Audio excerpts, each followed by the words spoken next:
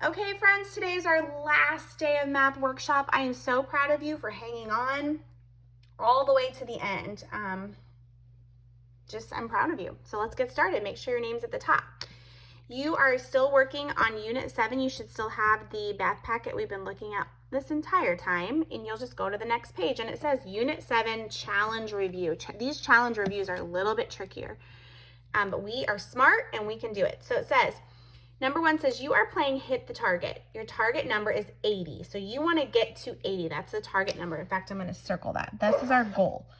And your starting number is 42. So we're starting at 42. Our target is 80. I love these boxes. It keeps all of our math thinking nice and organized.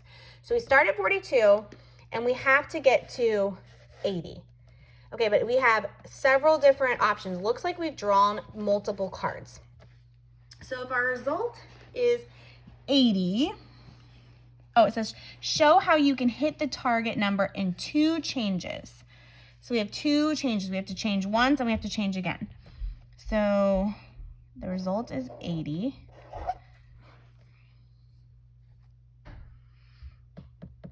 I don't know if they're asking us here if I think that what they're saying is how do we get to, no, it wouldn't be the same. Okay, so let me mark that off. All right, so the first time, let's say that we drew a card and our card was a 10. If we drew a 10, 42 plus 10 more would be 52. Okay, so what would we need to draw in order to get to 80? Well, 52 plus 10 more would be 62. Plus 10 more would be 72. 72. 73, 74, 75, 76, 77, 78, 79, 80. We went 8 more, 5, 6, 7, 8. So we went 10, 20. We'd have to draw a 28 to get to 80. Okay, that's kind of tricky. Let's see if we can play it again. It says, show how you hit the target number in 1 change. So the number is 80. So we have to go from 42 to 80. So this was 2 changes. So like if I drew a 10, it got me to 52. And if I drew a 28, it got me to 80. So I have to do 42 to 80. So we can do some of our math thinking over here on the side. We know we're adding because we're going up. The number gets bigger, right? So if I want to do if I want to reverse that, I can do 80. If I do a turnaround fact, I can do minus 42. So let's see what this mystery number is, okay? If I have 0, I can't take 2 away. So what I'm going to have to do is I'm going to have to go to my neighbor. Hey, neighbor, can I borrow a group of 10? This becomes a 7. The 10 that I borrow goes right there, and see if it makes another 10. Okay? So 10 minus 2 is 8. And 7 minus 4 is 3. So I'd have to draw 38 in 1 round. If I was only drawing 1 card, I have to make sure that I got to 38. Okay, it says, how can you use problem 1A to help you solve 1B?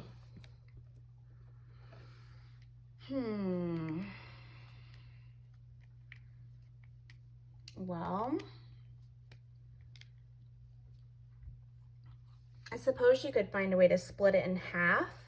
How can you use problem 1A to help you solve problem 1B? Well, you know that you're going to need to go up. Let's see, 38. Oh, look at this. Here's 28. Do you guys see 28 over here? Do you see that? And 28 plus 10 more is what? 38. So the totals of each change equals 38. So how can you use problem 1A? You can add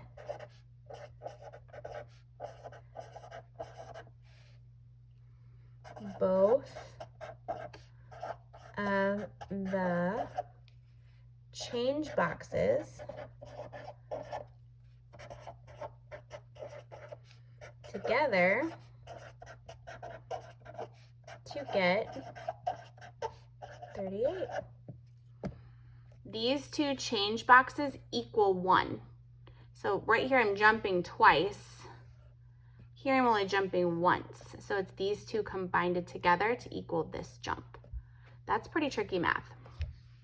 All right, let's look at number 2. It says solve 3 plus 18 plus 7 plus 12. Explain which numbers you added first and why. Now, we are all different mathematicians, and we're probably all going to solve this problem a little bit differently. I can hear you right now in class saying, oh, I started here, or someone else going, oh, I actually started here instead. So this is the beauty of math. We know that we get to the same answer, but sometimes we take a different path to get there. For me personally, I'm going to put some scratch paper down.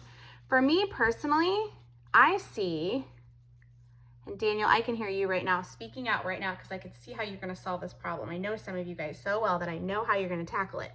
Some of you are going to say 7 plus 3 is what? 10. 7, 8, 9, 10. Go to what you know. So 7 plus 3 equals 10, right? So I'm going to cross off those two. I can hear some of you saying, well, and Jaden, I can hear you saying this too. You probably went 18 plus 12 because 8 plus 2 more is 10, right? And there's a 10 in this number and a 10 in this number, and you just made a group of 10 by adding those two together. So 3 10s is 30. Do you guys see how I did that? So 18 plus 12 equals 30. Let's just do the math so we can double check our work. Okay, I'm going to put it this way. 18 plus 12. I can see some of you saying, I know that 8 and 2 is 10. Here's your thinking. The 0 comes down here. The 1 goes to the top. 1 plus 1 plus 1. Look, 30. Boom. Now, you still aren't finished. That's not it. We have to add this 10 and this 30, and that equals what? It equals 40. Okay? Go to what you know. Just because this is how I solved it doesn't mean that's how you're solving. Your brain might be seeing something different. Some of you might have started with the 18 and the 12. Some of you may have said, oh, well, I added 18 and 3. I got 21, and then maybe you add the 7. So you solve it the way you see it first, but I'm going to explain my thinking the way I solved it on the paper. So I'm going to say, first, I added 7 plus 3 to equal 10. Then I added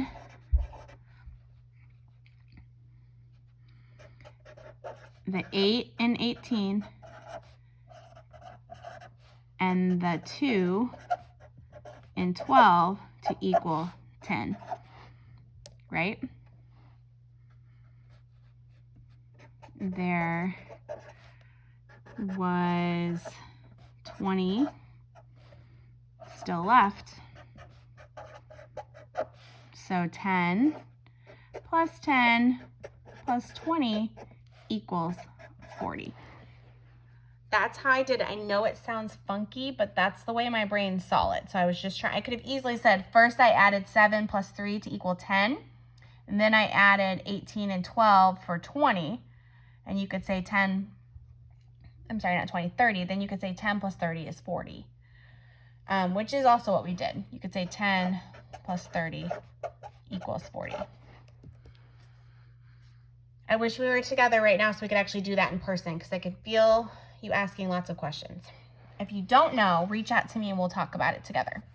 Okay, you can take a picture of that and send it to Seasalt, and or you can go to the next page, which looks like this, base 10 blocks. I'm going to switch my marker because I feel like it's running out of ink. Okay, so you should be on this one. This one should be easy peasy. It says Austin represented the number 438 like this. So we have to see if he's right. So we have 100, 200, 300, 400. So far he's right. He has 10, 20, 30. And then he should have 8 itty bitty baby blocks right here. So we've got 1, 2, 3, 4, 5, 6, 7, 8. Yep, he was right. Yay for him. Carla represented the number 438 like this. Let's see if she has enough. Ready? 100, 200, 300. So she's got 300 right here. I have a feeling she's got enough 10s in here to make another 100. Let's figure it out. 10, 20, 30, 40, 50, 60, 70, 80, 90, 100. Yep, I knew it. Plus, she has these 3 left over, so that would be 30, 10, 20, 30. She better have 8 here. Let's count. 1, 2, 3, 4, 5, 6, 7, 8. I knew it because it was 4 and a 4 stacked on top, and 4 plus 4 is 8. So she really has 300 plus 100 is 438. So she has 438 also. She just did it a little different. It says, write whether Austin, Carla, or both of them represented the number 438. Did they both represent it? Yeah, they both did. This is what I was talking about with math on the last problem. We all want to get to the same answer. That's our goal in math, okay? But how we get there is a different adventure. It says, explain your answer. You might include drawings. So let's think about this. We can say both. You'll want to use your best handwriting here, nice and controlled. Both Austin and Carla are correct. Austin used fewer blocks. You can always pause and catch up with me. You can always rewind and go back. Austin used fewer blocks to represent 438. Carla used more 10 sticks to equal 438, but both had the correct amount.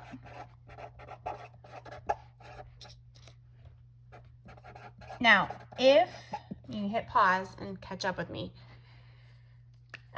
if the question was wanting both Austin and Carla to solve this using the fewest number of blocks, then who would have done the better job?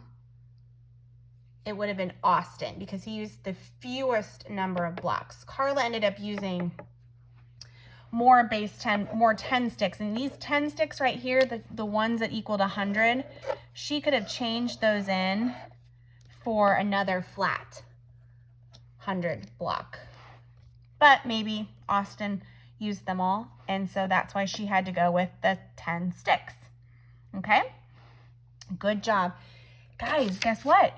You are finished. You just crossed the math workshop finish line. Give yourself, well, don't give yourself a high five. I'm giving you a high five. Go give someone else in your family a high five because you just crossed the 2nd grade everyday math review finish line, and I could not be more proud of you. Good job. Go ahead and take some pictures and post on Seesaw, and you're done with math.